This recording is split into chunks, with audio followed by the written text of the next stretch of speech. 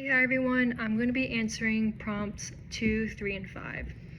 So prompt 2 asks about phishing emails, and it says, do you believe emotional manipulation / social engineering is more often effective than technical hacking?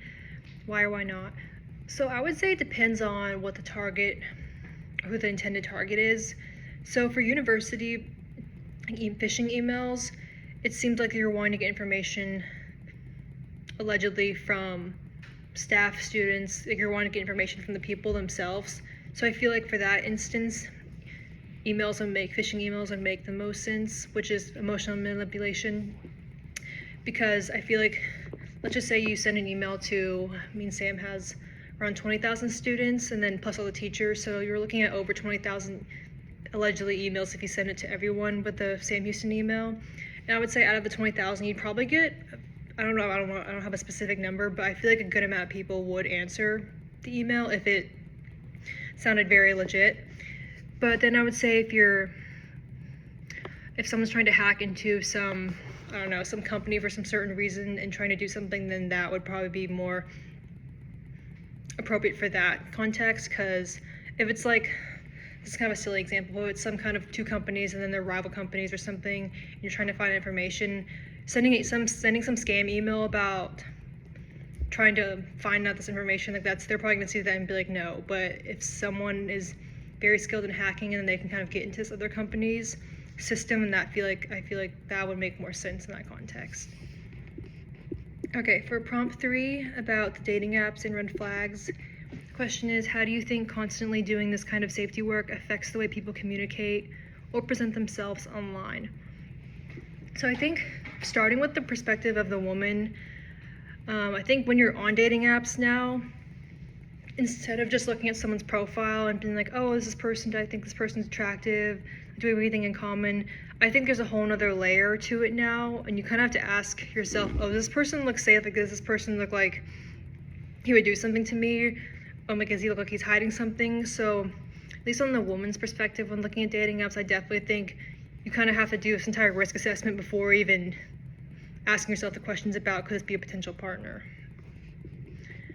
And for question 5, this is about suspecting that your partner is cheating. So the question is, what do you think actually pushes someone toward direct communication versus the more covert or avoidance strategies? Is it personality, past relationships, etc.? So I definitely think it's a mix of those, and I do think it's going to depend on, I feel like each relationship is different. Everyone has a different dynamic.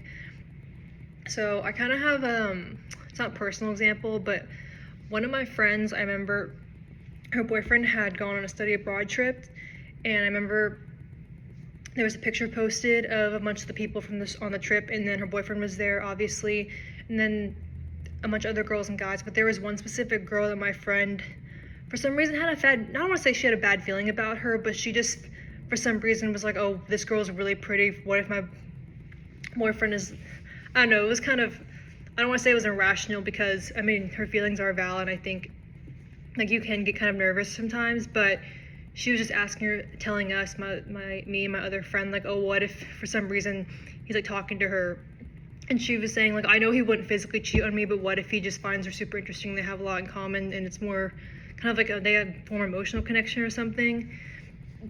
And then I remember she didn't say anything to him while he was on the trip because she didn't want to bring it up and then kind of sour the mood or anything. But I remember once he got back, she basically told him, like, oh, I don't know why, but for some reason, I was just thinking about this girl, and then blah, blah, blah, blah. And then he was like, oh, no, you have nothing to worry about, nothing happened. And then it was settled, like there was no problems at all.